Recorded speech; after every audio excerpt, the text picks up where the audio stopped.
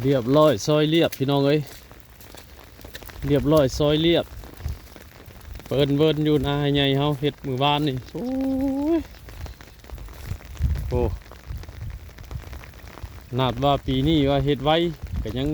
บ่ทันอยู่ตายแล้วมันสิบ่ได้เฮ็ดอีกรอบบ่อันนี้นะ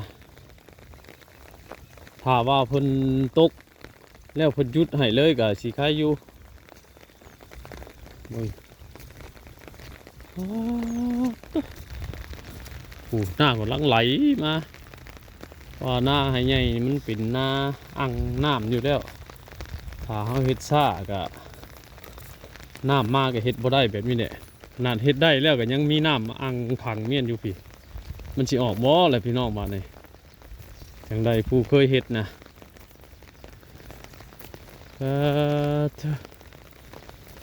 ข้าว่าเพิ่นตกแล้วบ่มาเมียนเลยคือว่ามืออื่นก็สิโยบอยู่ดอกเนาะถ้าทั้งทึงบุที่ผู้กำลังไหลลงมาทั้งทึงผู้ว่าน้ำหน้าให้ใหญ่ลุงใหญ่ตัวนี้น่ะเป็นที่เก็บน้ำหมู่ไหลลงมาใส่เป็นพื้นที่ต่ำกว่าหมู่เบิดจบเลยพี่น้องเอ้ยจักสิเป็นจังใดบาดนี้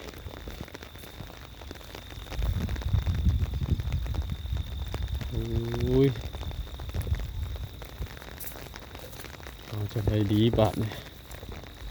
โคตรสิว่าเลยพี่น้องเอ้ยบาดนี้เฮ็ดแล้วก็บ่แล้วมาอยู่แบบนี้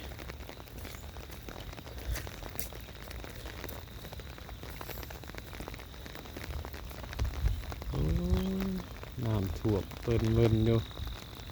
มีแต่เอาน้ำออกเนาะมืออื่นคือเป็นมืออื่นหมดเลยเป็นไรเนี่ยพี่น้องเลยไปบางFC อีกคนเพิ่นก็ว่าคือเฮ็ดไว้แท้จันนี่แหละ